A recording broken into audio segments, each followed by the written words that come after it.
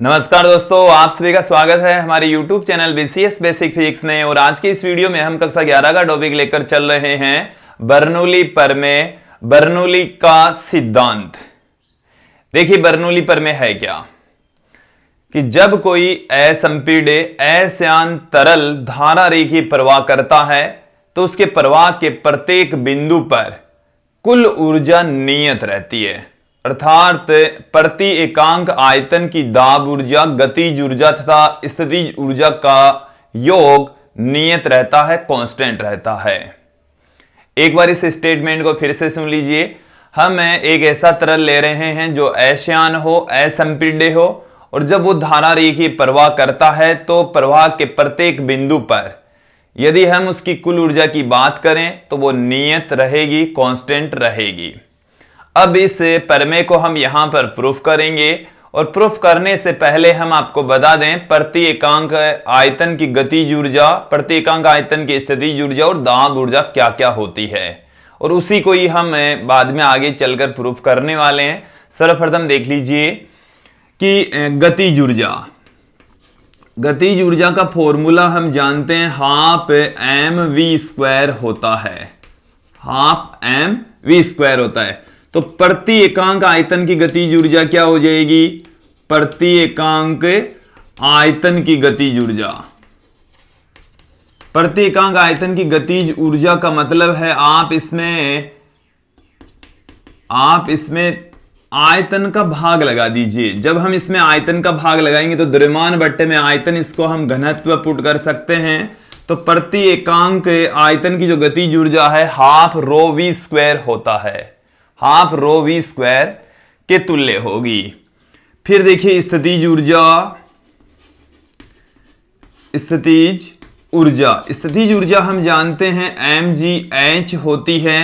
और प्रति एकांक आयतन की स्थितिज ऊर्जा देखिए, अब प्रति एकांक आयतन की स्थितिज ऊर्जा,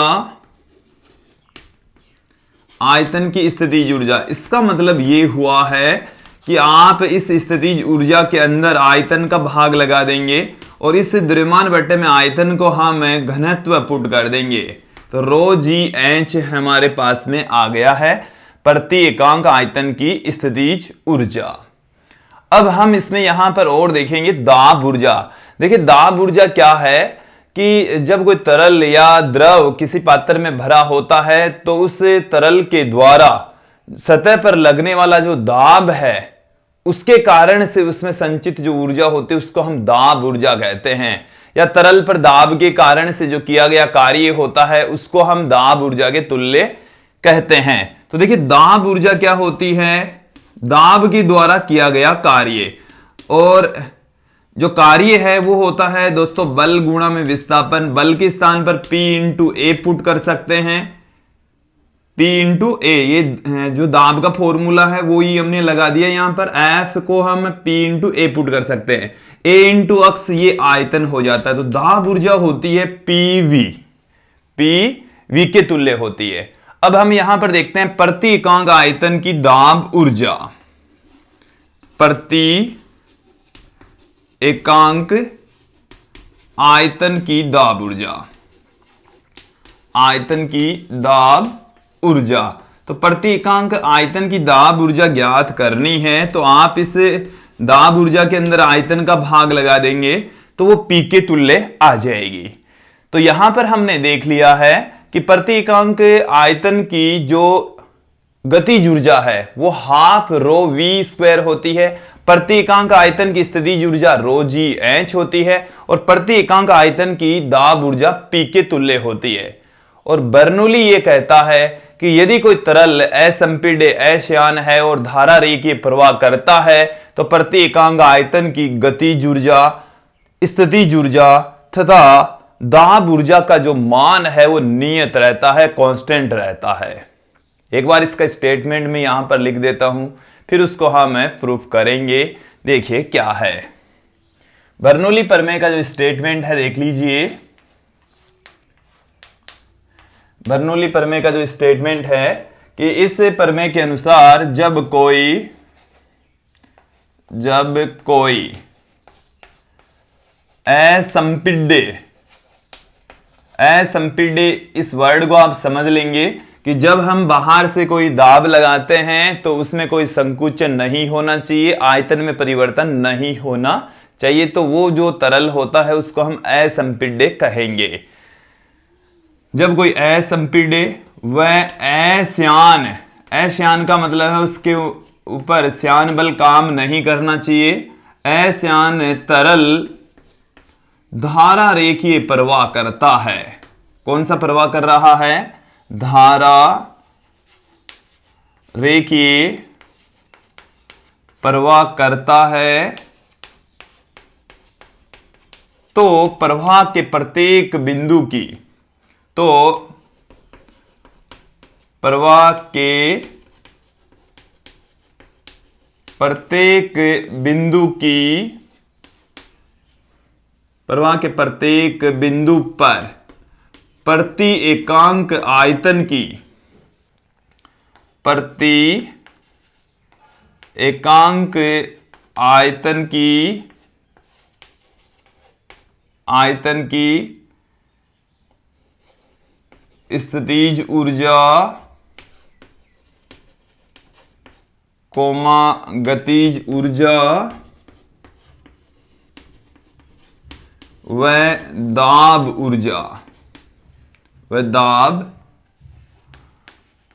ऊर्जा का मान नियत रहता है,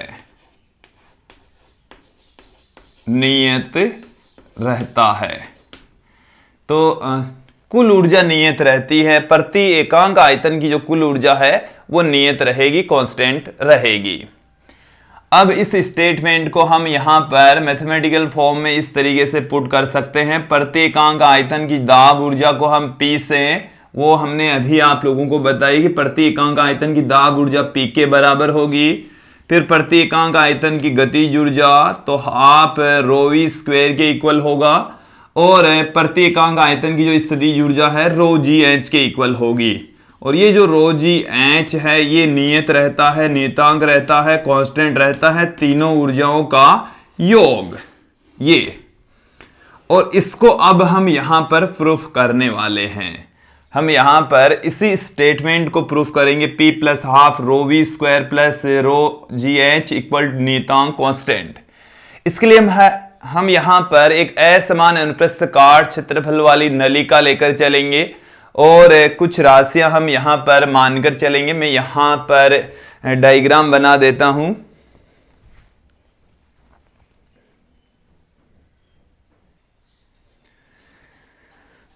अब यहां पर इस बर्नौली प्रमेय को प्रूफ करने के लिए मैं एक डायग्राम आप लोगों के सामने रख रहा हूं कि ये हमारे पास में एक असमान अनुप्रस्थ काट क्षेत्रफल वाली कोई नली है और इसमें से इस डायरेक्शन में कोई तरल प्रवाहित हो रहा है जो कि असंपीड्य है, अश्यान है और वो धारा रेखीय प्रवाह कर रहा है।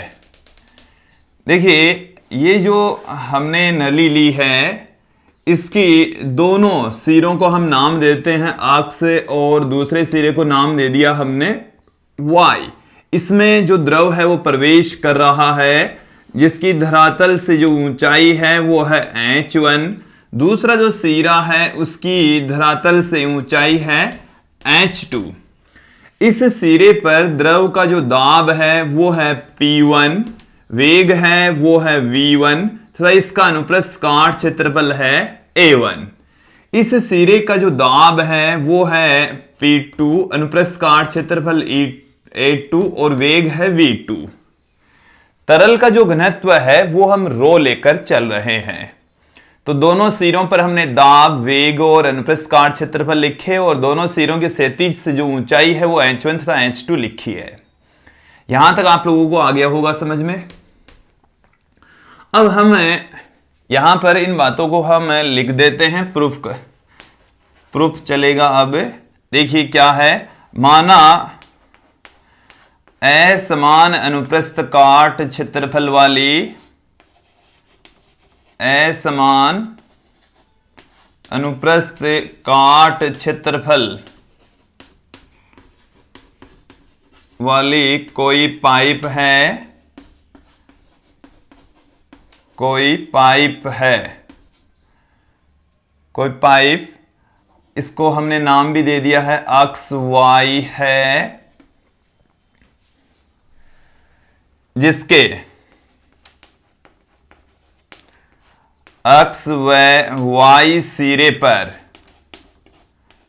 क्रमशः दाब तो है, देखिए दोस्तों P1 व P2, दाब है P1 और P2, वेग है तरल का V1 व V2 तथा अनुप्रस्थ काट क्षेत्रफल तथा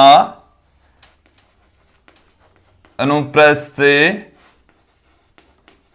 काट क्षेत्रफल, अनुप्रस्थ काट क्षेत्रफल दोनों सिरों के हैं A1 व A2। द्रव का जो घनत्व है वो रो लेकर हम चलेंगे, द्रव का घनत्व रो है, द्रव का जो घनत्व है डेंसिटी है वो हम रो लेकर चल रहे हैं, रो लेकर चला जा रहा है। अब यहां पर देखेंगे और जो 37 से ऊंचाइयां हैं वो भी लिख दीजिए, इन सिरों की 37 से ऊंचाइयां, इन सिरों की 37 से जो ऊंचाइयां हैं वो देख लीजिए क्या क्या हैं। ऊंचाइयां H1 व H2 है, H1 तथा H2 के इक्वल है, H1 और H2 हमने इन दोनों सिरों की ऊंचाइयां ली है। अब यहां पर देखिए, हम यहां पर देखने वाले हैं कि जो अक्ष सिरा है उससे प्रवेश करने वाले द्रव पर प्रति सेकंड कितना काम किया जाता है, और जो वाई सिरा है वहां से निकलने वाले द्रव पर प्रति सेकंड कितना कार्य किया जाता है। इस सिरे से किया गया कार्य, इस सिरे पर द्रव पर किया गया कार्य ज्ञात कर लेंगे, इस सिरे से निकलने वाले द्रव पर किया गया कार्य ज्ञात कर लेंगे, फिर हम टोटल कार्य फाइंड आउट कर लेंगे। तो देखिए अक्ष सिरे से प्रवेश करने वाले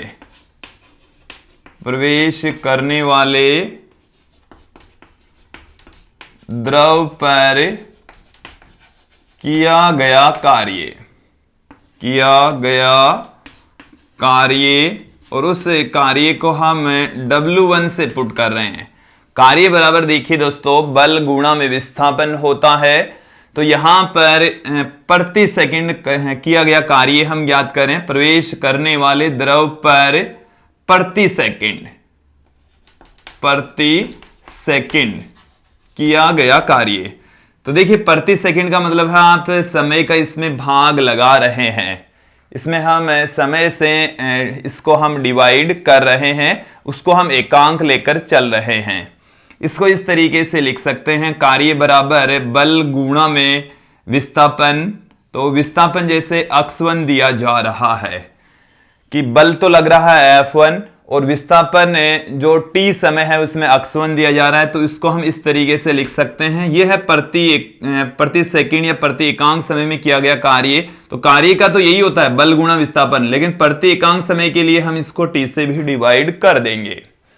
देखिए बल को हम लिख सकते हैं P1 इंटू A1, और जो x1 अपॉन t है ये दूरी बट्टे में समय, जो तरल है t समय में x1 दूरी तय करता है, तो तरल का जो वेग है वो आ जाएगा दूरी बट्टे में समय, v1 से पुट कर देंगे। ये हमारे पास में W1 का मान आ गया P1 A1 V1, P1 A1 V1। अब इसी प्रकार से आप देखेंगे कि y सिरे से बाहर निकलने वाले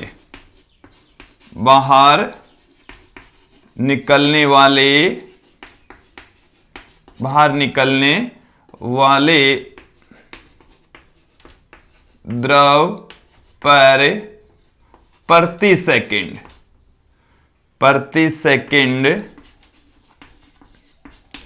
किया गया कार्य, तो प्रति सेकंड जो किया गया कार्य है वो हमारे पास में है W2। सिमिलर तरीके से आ जाएगा P2A2V2। तो द्रव पर किया गया कुल कार्य क्या हो जाएगा? द्रव पर प्रति सेकंड किया गया कुल कार्य, प्रति सेकंड किया गया कुल कार्य, प्रति सेकंड किया गया कुल कार्य। तो देखिए दोस्तों वो आ जाएगा W बराबर W1 minus W2, W1 minus W2। तो W1 हमारे पास में है, W2 हमारे पास में है, दोनों की वैल्यू हम यहां पर पुट कर देंगे तो हमारे पास में इस द्रव पर प्रति सेकंड जो किया गया कार्य है वो आ जाएगा। अब मैं यहां से इसको मिटाऊंगा, आप लोग ये स्टेटमेंट ध्यान में रखेंगे, जो लास्ट रिजल्ट आया उसको भी आप ध्यान में रखेंगे।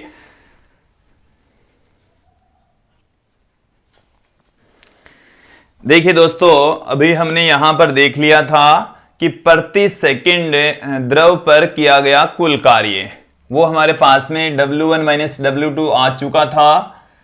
तो प्रति सेकंड द्रव पर किया गया कार्य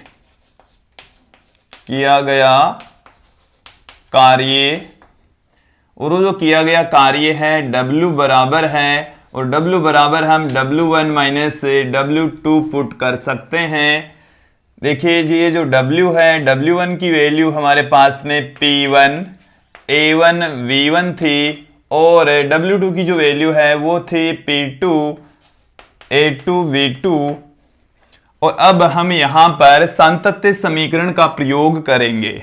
देखिए सातत्य समीकरण ये थी कि यदि कोई असमान अनुप्रस्थ काट क्षेत्रफल वाली कोई नलिका होती है तो उस नलिका के अनुप्रस्थ काट क्षेत्रफल तथा उससे प्रवाहित जो द्रव का वेग है, तरल का जो वेग है, उन दोनों का गुणनफल नियत रहता है। या हम ये कह सकते हैं कि प्रति सेकंड किसी नली से प्रवेश करने वाले द्रव की मात्रा तथा निकलने वाले द्रव की मात्रा समान होती है।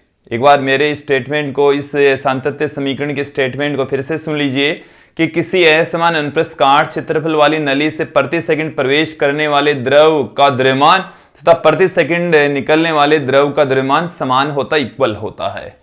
तो यहां पर आप ध्यान देंगे सातत्य समीकरण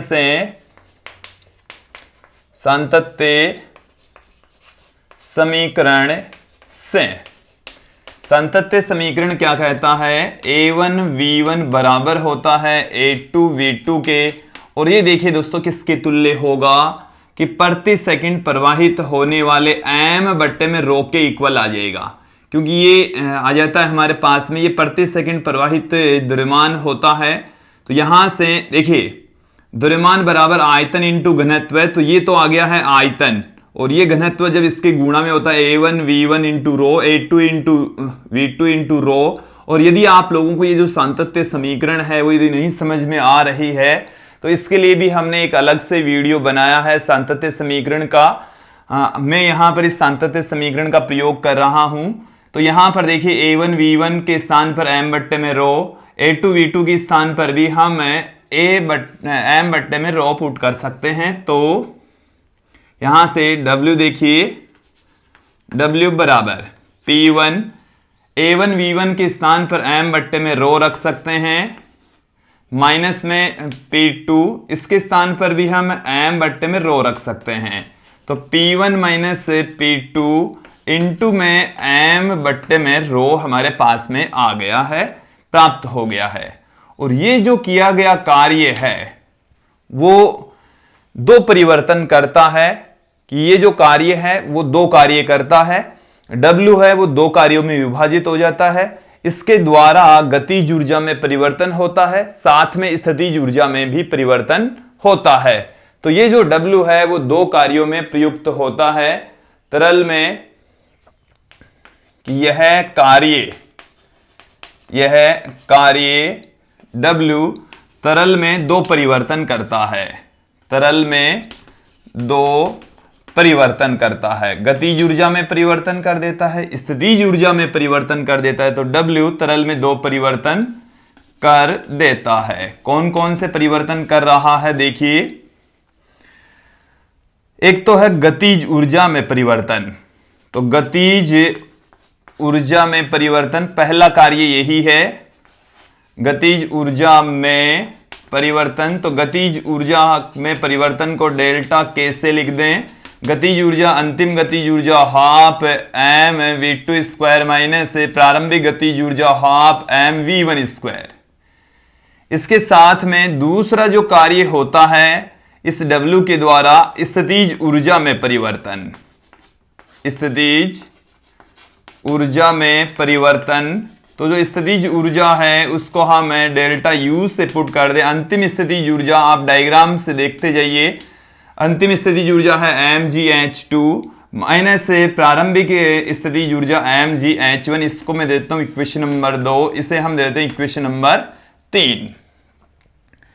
तो देखिए कि ये जो W है वो दो कार्यों में प्रयुक्त हो रहा है, एक तो डेल्टा K में प्लस डेल्टा U में।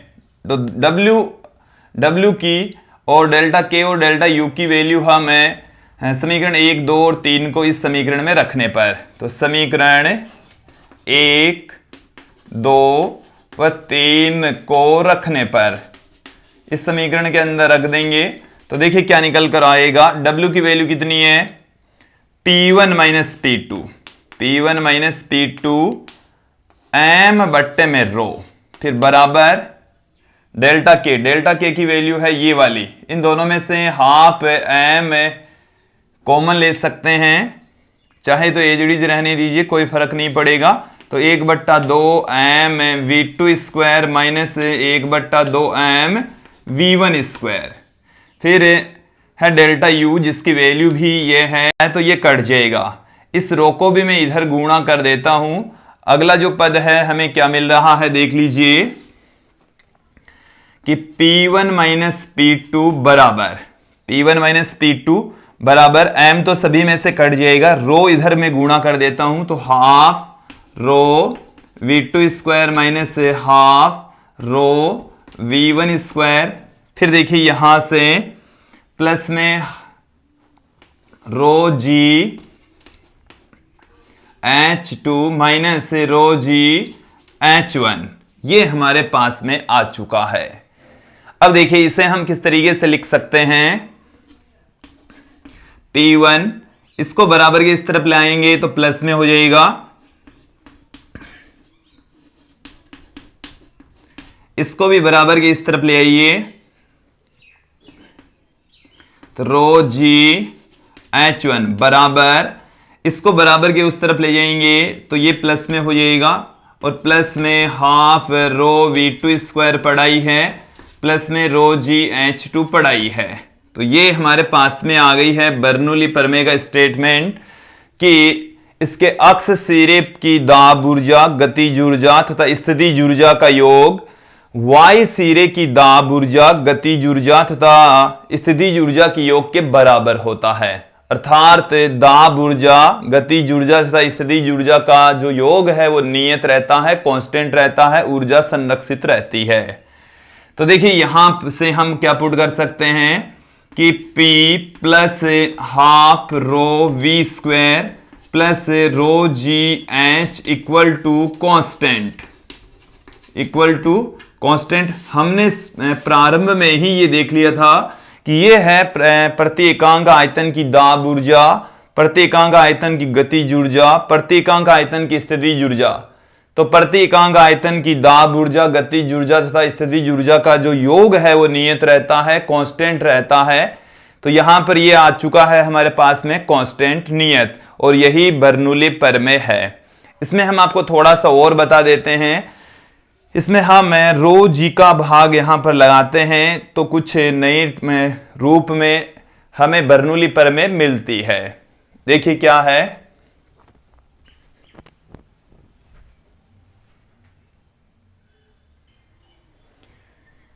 देखिए यहां से हम इस पूरी इक्वेशन के अंदर रो G का हम भाग लगा देते हैं तो हमें क्या मिलेगा, देखिए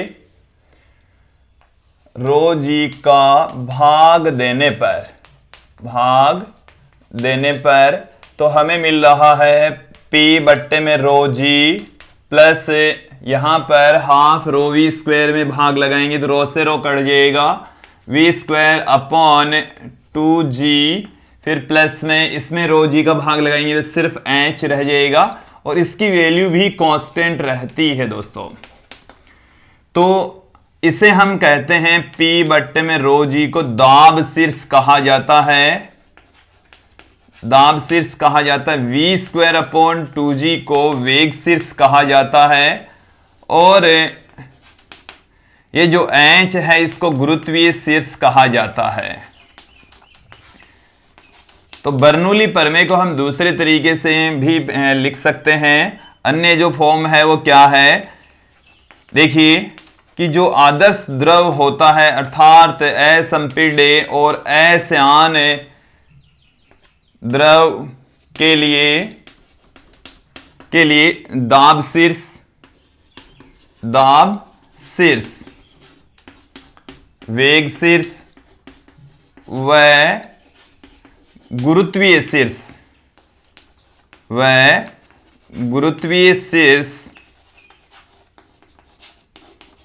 का योग नियत रहता है, कांस्टेंट रहता है। तो दोस्तों ये थी बर्नौली प्रमेय। और देखिए दोस्तों हम इस बर्नौली प्रमेय के अनुप्रयोग यहां पर देखने वाले हैं। हमारे दैनिक जीवन में या प्रयोगशाला में बर्नौली प्रमेय काफी महत्वपूर्ण है। हम बर्नौली प्रमेय के अनुप्रयोगों में वेंटूरी प्रवाह मापी, टोरिसोली प्रमेय, मैग्नस प्रभाव ये मुख्य रूप से देखने वाले हैं। तो आज की इस वीडियो में इतना ही। धन्यवाद दोस्तों।